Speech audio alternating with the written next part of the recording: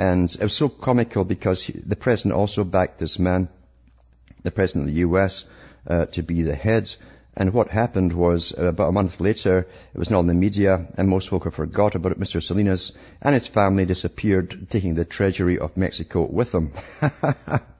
And he was gone. It was amazing because the US and Canada had to bail him out. So I can't remember if it's $55 million or $1 billion to refill the coffers of the Mexican government.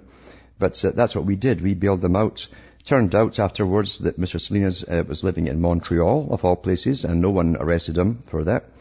And that was on CBC News Canada. And then when it came out on the news, he was quiet for a while, turned up in Dublin, where he's living happily, untouched. And they even did a documentary showing the people at the Swiss in Switzerland, the police there who take charge of corruption with the banks. And he said it was they've been working on trying to find this thread of money, billions of bucks getting taken out of Mexico by this one major mafia family that happened to have their guy as the president of Mexico, Mr. Salinas, the man for the job. That's what it said in Maclean's magazine. Mr. Salinas is the man for the job, the right man. And he ran off with the treasury. So anyway, it says here that the former Mexican foreign minister calls for the North American Union unified currency.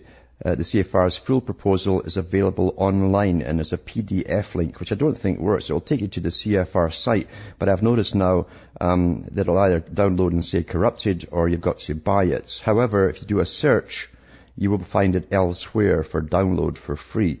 It's amazing little tricks and games they play, isn't it? Because this is supposed to be the public available version, not the internal members version. There's always two versions of everything, you see. It says economic and social citizenship in North America implies the ability of citizens to exert pressure for the implementation of an inclusive economic policy at home and to be engaged in the international economy, wrote CFR member Carlos Heredia. To the extent that citizens of the three partner countries see that North American integration brings concrete benefits, a new constituency will be galvanized to support these efforts in the years to come. How far are we away from that? Castaneda asked rhetorically. Quite far, but so did it seem back in Europe in the 1950s when they were lying to all the public there that there was nothing to do with integration. And very little time later, they came around and understood that that was the future, it was where the future lay. My sense is that the Mexican society is voting with its feet. We have a higher share of Mexicans living in the U.S. than we have ever had in our history. 1 out of every 9 Mexican citizens, people born in Mexico, live in the U.S. today. And so that's another link I'll put up on my website, cuttingthroughmatrix.com, at the end of the show. And there's also, you'll see on the Google search that is one by the Texas Eagle Forum and Phyllis Schlafly, July 13th, 2005 column, where it says here, the Council on Foreign Relations has just let the cat out of the bag about what's really behind our trade agreements and security partnerships with the other North American countries. The 59 CFR document spells out a 5-year plan, that's what I said, starting 2005, for the establishment by 2010 of a North American economic and security community with a common outer security perimeter. That was also in the Canadian newspapers under Fortress America. Community means integrating the United States with the corruption, socialism, poverty, and population of Mexico and Canada. Common perimeter means wide open U.S. borders between the U.S., Mexico, and Canada. Community is sometimes called space, but the CFR goal is clear: a common economic space for all people in the region, a space in which trade, capital, and people flow freely. That's the British Royal Institute of International Affairs trade agreements. Free flow of capital and goods and labor. Back after this.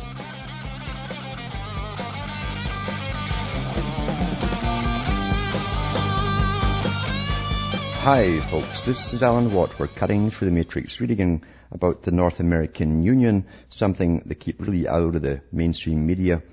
And I've mentioned before, it goes all the way back to the 80s with the free trade negotiations. That was the first part of it. It's almost like a preamble to everything that comes from the NAFTA negotiations. And you've got to read the early stuff to understand what they were really getting at and where they were going with it. But this article here is from the Texas Eagle Forum in Phyllis Schlafly, July 13th, 2005. No one had heard about it in the States until I played the audio from the CBC and Global Television Canada of what was said at the meeting when the reporters were actually allowed to question the President of the US and the two Prime Ministers that were there. That was completely blacked out from the US, from all news services in the US. What they showed you was just a meeting for a little talk at Waco, the ranch, and playing golf. But in Canada, they showed you a lot more. They also came out in Canada with the Council on Foreign Relations' own 10, 15-minute spot for the first time as the Council on Foreign Relations, not as advisors. And they said that they had drafted up these documents. It was their idea. They drafted it up and presented it to the governments to be signed into law. And you think, well, do you vote for the CFR? No, you'll never see vote for the CFR. That's the real world. That's a parallel government that Carl Quigley and Margaret Thatcher talks about. It says here, this CFR document called Building a North American Community, that was again from the CFR, asserts that George W. Bush, Mexican President Vicente Fox, and Canadian Prime Minister Paul Martin committed their governments to this goal when they met at Bush's ranch at Waco, Texas on March 23, 2005. The three adopted the Security and Prosperity Partnership of North America and assigned working groups to fill in the details. Now that was also in all the media here, Security and Prosperity Partnership of North America. It said here, it was at this same meeting, grandly called the North American Summit, that President Bush pinned the epithet vigilantes on the volunteers guarding the borders in Arizona, because that's the only ones that were stopping the floods coming up from Latin America. A follow-up meeting was held in Ottawa on June 27, when the U.S. Representative Homeland Security Secretary Michael Chertoff told a news conference that we want to facilitate the flow of traffic across our borders. The White House issued a statement that the Ottawa report represents an important first step in achieving the goals of the Security and Prosperity Partnerships. The CFR document calls for creating a North American preference so that employers can recruit low-paid workers from anywhere in North America.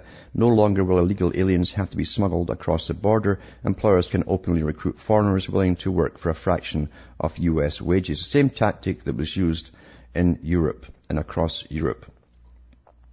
Also says the CFR document lays the groundwork for the freer flow of people within the North America. The Common Security Perimeter, that was also in the papers here. They called it Fortress America, was the big headlines in the media in Canada. It says will require us to harmonize visa and asylum regulations. They've already done that since 2005 with Mexico and Canada. And harmonize entry screening. They've also done that too, because Canada and the US and the FBI and CSIS use the same computers now and share fully all the data. It says, and fully share data about the exit and entry of foreign nationals. So, it says a PDF as well. You can search for yourself. I'll see if I can put it up for you from the Council on Foreign Relations itself.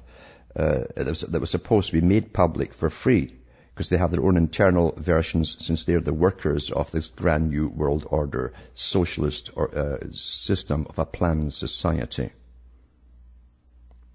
Quite the stuff goes on. And we get lost, as I say, from when you lose track of what's happening.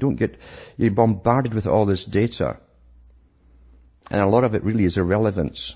You got to keep your eyes on the target and see where it's moving. And then you get an idea. Then you know what the wars are for. That's why you know why the US, Canada went straight in on with Britain. They all went in together against the Middle East to standardize the Middle East and to the same so-called democratic system, which is anything but democratic. That's what they mean by democratic, bringing in this private group that runs the world, the parallel government.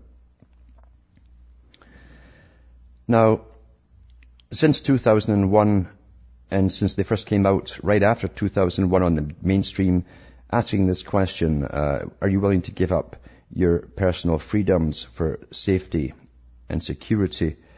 An odd thing to say, I thought, at the time, when every major television station went into action with the so-called man on the street with the same questions. That was all planned, obviously, that they all went into action at the same time with that question.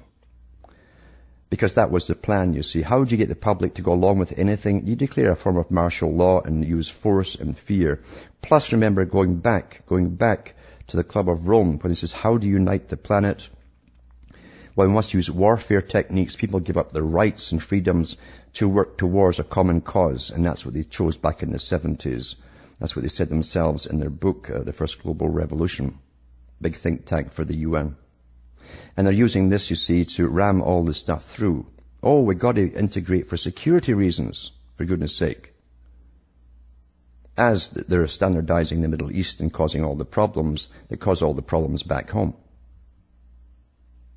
Great strategy, isn't it? Just warfare strategy, long-term planning and strategy, geopolitics.